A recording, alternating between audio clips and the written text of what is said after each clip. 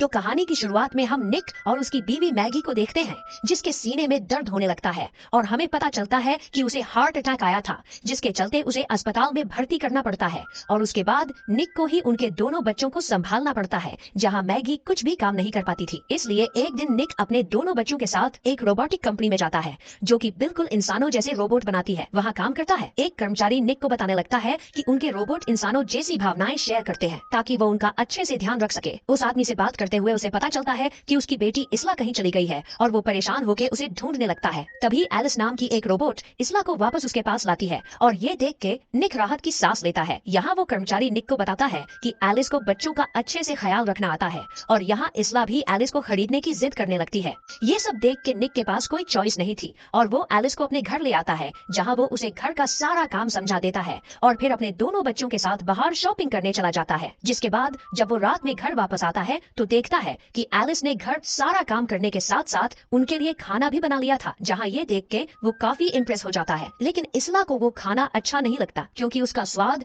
उसके माँ के खाने जैसा नहीं था। जिसके बाद रात में जब एलिस दीवार के सहारे लग के सो रही थी तो तभी इसला एक कुर्सी पर चढ़ के कुछ कुकीज लेने की कोशिश करती है। तभी उसका पैर फिसल जाता है और अपनी बेटी की आवाज सुनकर निक जल्दी से वहाँ आता है, लेकिन देखता है कि एलिस ने उसे गिरने से बचा लिया था। और ये देख के निक को एलिस का काम और भी अच्छा लगने लगता है। जिसके बाद अगले दिन निक अपने दोनों बच्चों को लेके अस्पताल मैगी से मिलने जाता है, जहां इसला बहुत खुश थी और वो मैगी को बताने लगती है वो एलिस की काफी अच्छी दोस्त बन गई है। इसके बाद जब निक अपने काम पर था तो उसके साथ काम करते लोग उसे बताते हैं कि उनकी कंपनी उनके लोगों को काम से निकाल रही है। और जब निक उसके बॉस से इस बारे में पूछता है तो वो बताने लगता है कि हम इंसानों की जगह रोबोट्स को काम पर रख रहे हैं, जो बिना थके काम कर सकते हैं। जहाँ उन्होंने निक के काफी साथियों को काम से निकाल दिया था, लेकिन वो निक को नौकरी से नहीं निकलेंगे। जहाँ रात में जब एलिस देखती है कि निक परेशान है तो वो उसके पास आती है और उससे उसकी परेशानी की वजह पूछती है। निक उसे बताता है कि एआई के आने से अब इंसानों को नौकरी से निकला जाने लगा है। तो ये सुन के एलिस कहती है कि आगे की दुनिया ऐसी ही होने वाली है, क्योंकि हम इंसानों से बेहतर और ज्यादा काम कर सकते हैं। जहाँ ये निक को अच्छा नहीं लगता। कुछ देर बाद निक को अस्पताल से कॉल आता है कि कल मैगी का ऑपरेशन होने वाला है और ये सुन के अगले दिन निक अपने दोनों बच्चों को लेके अस्पताल आता है। यहाँ ऑपरेशन से पहले मैगी एलिस से अकेले में बात करना चाहती थी। असल में मैगी को डर था कि कहीं ऑपरेशन के दौरान उसे कुछ हो ना जाए, इसलिए वो एलिस से कहती है कि मेरे बाद तुम्हें ही मेरे बच्चों का ध्यान रखना है। लेकिन तभी निक को पता चलता है कि जो डॉक्टर मैगी का ऑपरेशन करने वाला था वो किसी वजह से नहीं आ पाएगा। और ये देख के मैगी और निक काफी परेशान हो जाते हैं और घर आके निक को और भी गुस्सा आने लगता है, क्योंकि अब वो मैगी के बिना और अकेला नहीं रह सकता। तभी एलिस वहाँ आके उसका हाथ पकड़ लेती है और उसे अपने सीने में रखती है, जहाँ वो धीरे धीरे निक के करीब आने लगती है, क्योंकि वो जानती थी कि निक को उसकी बीवी की कमी महसूस हो रही है और एलिस उसकी बीवी की कमी पूरी करना चाहती थी। लेकिन निक को ये अच्छा नहीं लगता और वो वहाँ से चला जाता है। जिसके बाद जब वो रात में घर वापस आता है तो देखता है कि उनकी तस्वीर में से मैगी की तस्वीर गायब हो गई थी। ये देख के वो एलिस से उनके बारे में पूछता है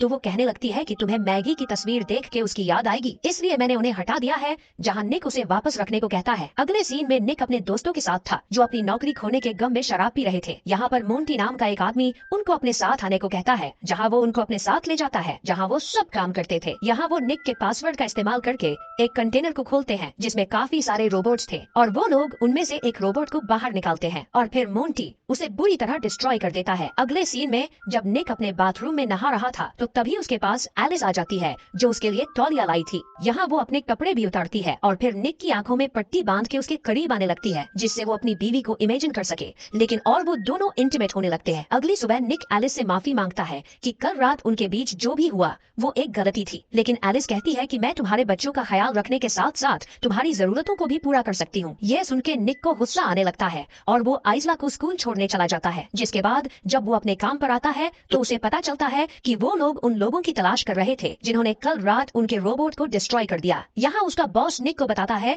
कि उसी का पासवर्ड इस्तेमाल करके उस कंटेनर को खोला गया है, जहाँ अगर उसे इसके बारे में कुछ भी पता है तो तुरंत उनको बता दे। तभी निक को अस्पताल से एक कॉल आता है जो उसे बताते हैं कि कुछ रोबोट्स ने मिलकर मैगी का ऑपरेशन कर दिया है और अब वो मैगी को घर ले जा सकता है। ये सुन के निक मैगी को घर लाता है और वो अपने बच्चों को देख के काफी खुश थी। जिसके बाद रात में वो इसला के लिए खाना भी बनाती है जो उसे काफी अच्छा लगता है। जिसके बाद जब मैगी अपने कमरे में सो रही थी तो तभी उसे इसला की आवाज आती है और ये सुन के जब वो बाहर जाती है तो तभी सीढ़ियों की रेलिंग टूट जाती है और वो नीचे गिर जाती है। मैगी देखती है कि इसला तो बस एलिस के साथ खेल रही थी, जहाँ एलिस मैगी को वापस ऊपर लेके जाती है और रात में जब निक वापस घर आता है तो देखता है कि एलिस एलिस मैगी की आवाज में इसला को कहानी सुना रही थी और ये देख के उसे काफी अच्छा लगता है और वो उसके पास बैठ के उससे बातें करने लगता है। लेकिन जब एलिस उसे बताती है कि मैगी सीढ़ियों से गिर गई थी तो वो दौड़कर उसके पास जाता है। मैगी उसे बताती है कि रेलिंग के टूटने से वो गिर गई थी। ये सुन के निक को एलिस पर शक होता है कि उसने ही ये सब किया है, जिसके बाद निक मैगी के साथ उनके बैकयार्ड में जाता है जहाँ वो दोनों एक साथ डिनर करते हैं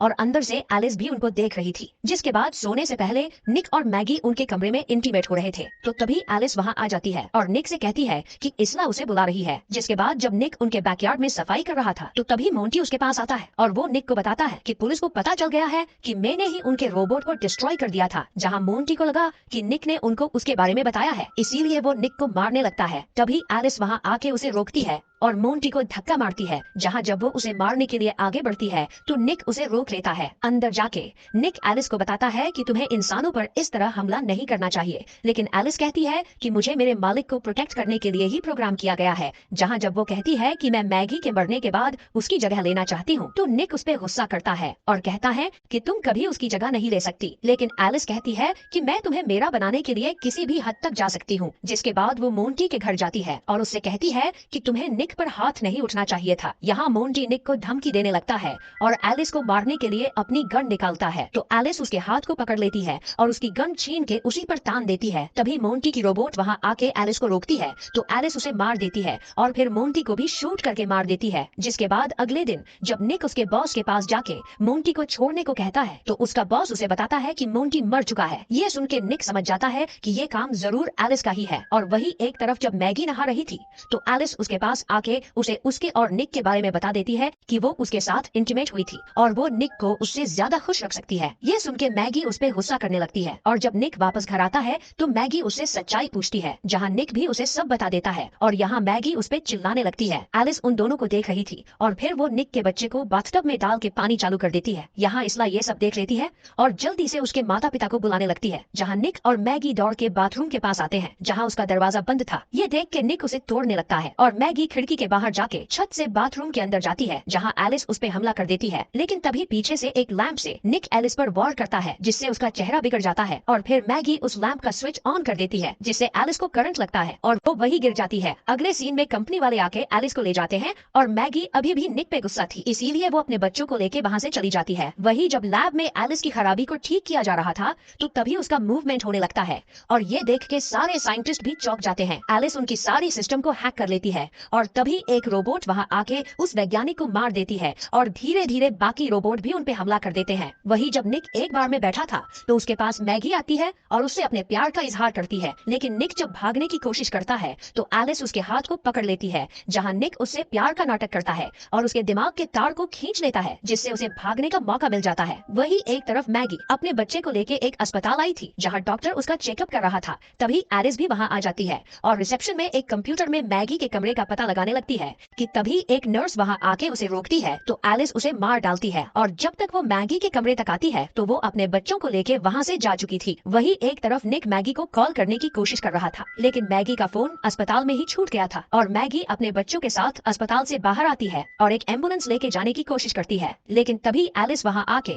उसे गाड़ी से बाहर निकाल लेती है और उसे मारने की कोशिश करती है। जहाँ जब मैगी उसे लात मारती है तो निक गाड़ी से उसे उड़ा देता है जिसमें निक को भी काफी चोट आई थी, इसलिए मैगी उसे बाहर निकालती है और देखती है कि वो बेहोश हो गया था। तभी पीछे से एलिस आके फिर मैगी पर हमला कर देती है और अपने अंदर से एक लोहे का टुकड़ा निकालकर उसे मारने की कोशिश करती है। जहाँ निक पीछे से एलिस पर हमला करता है और मैगी की जान बचा लेता है। जहाँ मैगी भी सब भूला के निक को माफ कर देती है और वो दोनों वापस एक साथ रहने लगते हैं। वही हम लैब को देखते हैं जिसका सिस्टम अपने आप ही सभी रोबोट्स को कोई सिग्नल भेज रहा था जो एलिस के पास भी चला जाता है और वो वापस से ऑन हो जाती है। जहाँ इसी के साथ ये फिल्म यहीं पर खत्म हो जाती है। तो मुझे कमेंट करके जरूर बताना कि ये फिल्म आपको कैसी लगी। मैं मिलूंगा आपसे अगले वीडियो में।